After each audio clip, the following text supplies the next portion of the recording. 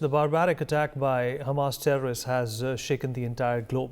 The citizens of Israel, from kids to the elderly, the senior citizens, are being shot dead at point-blank range.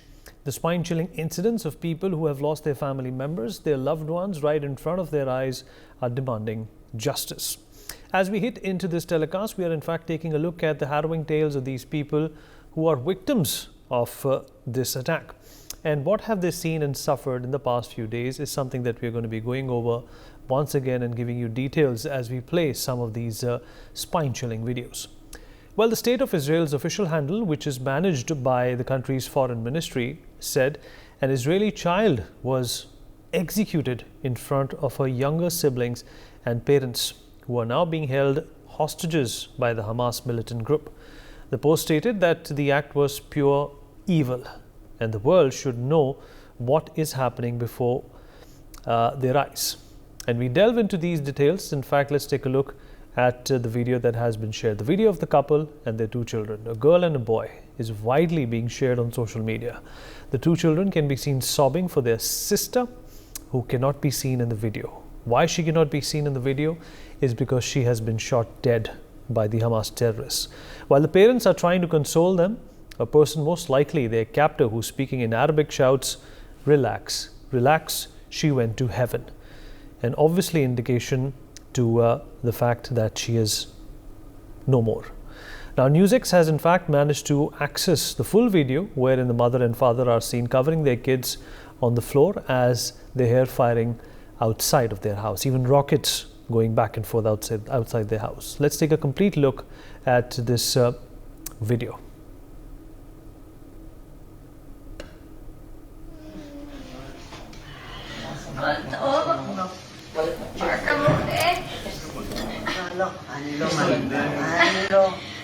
זה לא קרה, זה לא קרה, זה לא קרה, זה לא קרה, זה לא... הם פוצצו את הבלונים.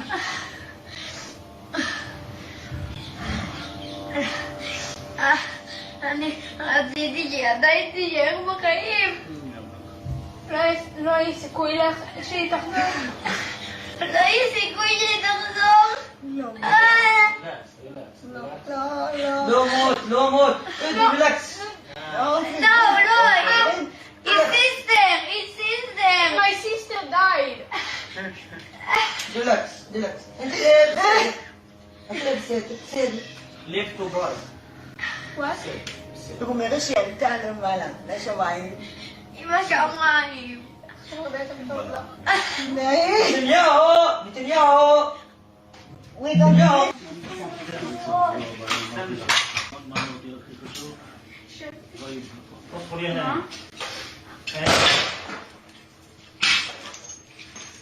ניגו? כן. ניגו? לא. Well, as you can see, the children there are inconsolable. The parents are, of course, trying to absorb the shock themselves and also trying to, in fact, assuage the children to calm down. We have hidden their faces for sensitivity and safety of their lives, which is still at stake because the Hamas terrorists can use this as leverage, as they have said that for every rocket that is going to be fired towards Gaza, they will be executing one Israeli citizen. This is the most cowardly thing being done in the name of religion or in the name of war. And the barbaric Hamas terrorist attack, of course, has shaken the whole world. A British family with a 10-day-old baby recounted their horror after hiding in a safe room as Hamas gunmen burned down their houses and ransacked the village.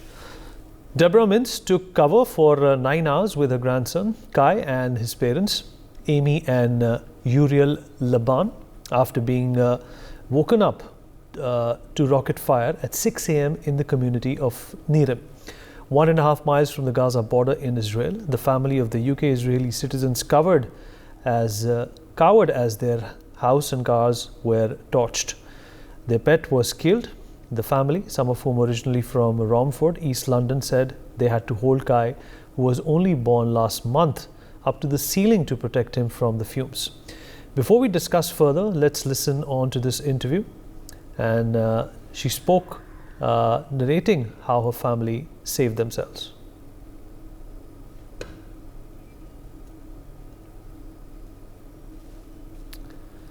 And this heart-wrenching tale of Deborah is one of many examples how miserable are the lives of people living in Israel amidst these barbaric attacks.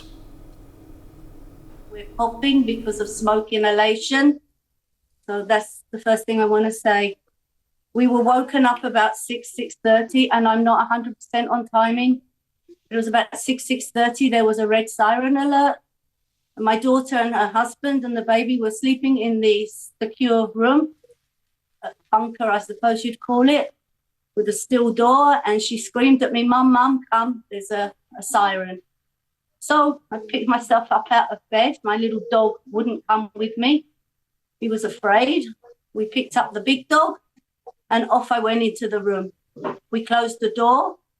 Now this room is to protect from rockets. It's a concrete reinforced room with a steel door and a steel window. After about an hour, we heard gunfire outside, and we realized it took us time, but eventually we realized that we were under attack.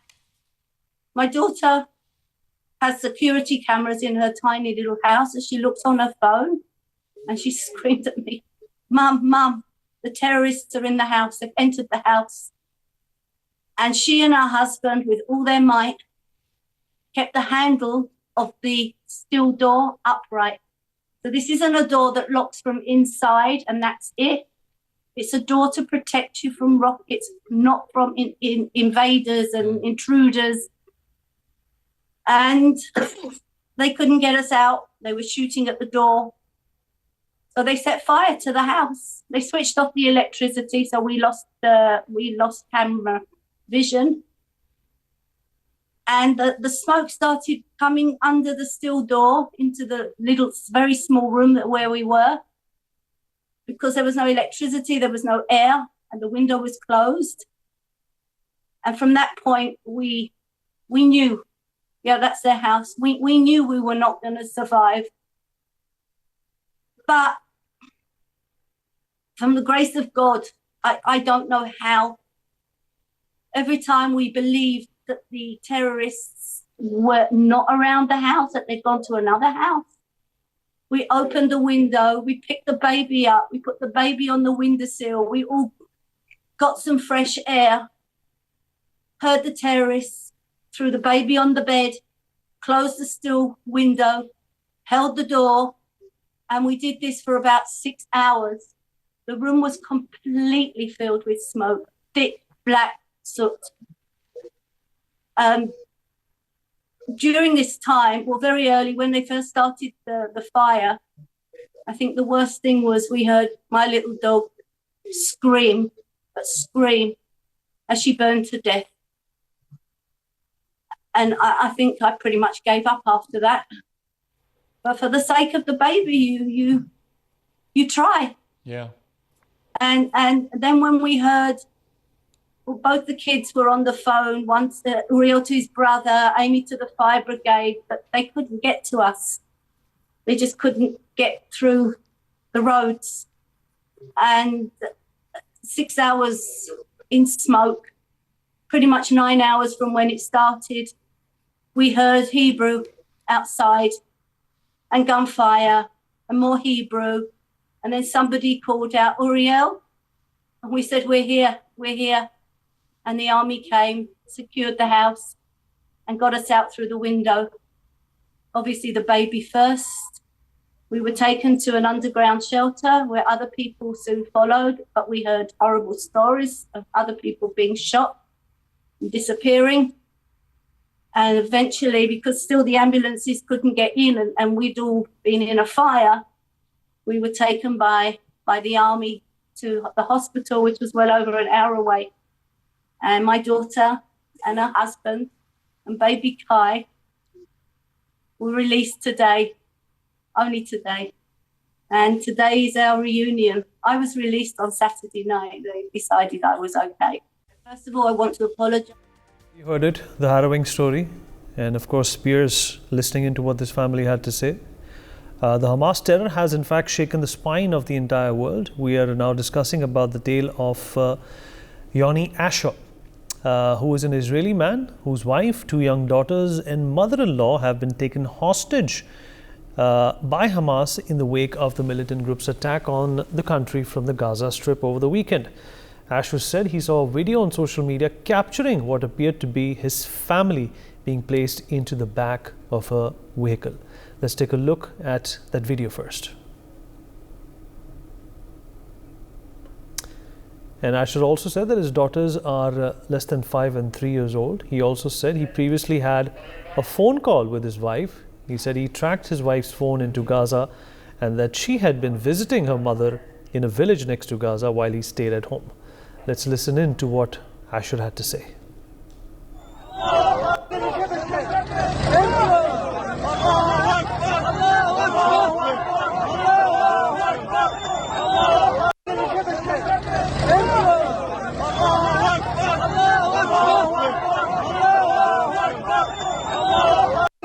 To know that your 2 babies and your wife, your entire family, the most precious thing you have is captive. Desperate, Yoni pleaded with Hamas not to harm his family. If you want me instead, I'm willing to come. Yoni Asher's world crumbled when he received a frantic call from his wife. Mother Doron Asher Katz was with their 2 young daughters, aged 2 and 4, visiting his mother-in-law near the Gaza border when Hamas attacked and invaded their home. After losing contact with her, the father watched in sheer horror as a viral video displayed his wife and daughters being taken away by people to know that Right, there you heard a plea of a father requesting and begging and pleading to the Hamas to take him instead of their family. 2 little girls, the age of 3 and 5, taken away by the Hamas. He doesn't know what's become of them, or will he ever see them again or not. And soon after Hamas gunmen invaded Israel's villages, videos began to emerge of seized Israelis being dragged away into Gaza. One showed an elderly woman, a defiant expression on her face, driven on a golf cart into the Palestinian enclave. The family of the spectacled grey-haired woman, wrapped in a pink blanket and later identified as 85-year-old Yafa Adar, is the granddaughter of Adva Adar, an Israeli citizen. Adva, in fact, sat with us on NewsX and narrated her harrowing tale. Before we move ahead, let's listen into what happened.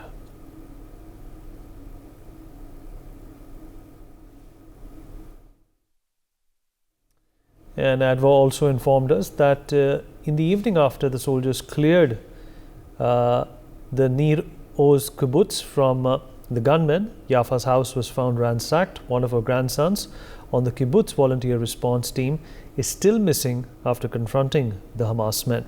At least 700 Israelis have been killed in Hamas's shock attack that has stunned Israel. Scores are missing, including children, many believed to be held by the group inside Gaza. Relatives have seen their loved ones in some videos already and identified them. Adwa wells up as she looks at the footage of her grandmother being carted through Gaza. In one video, she appears to be surrounded by 2 armed men and a driver. In another, there's a man next to her in the back seat and the driver is laughing. Let's take a look.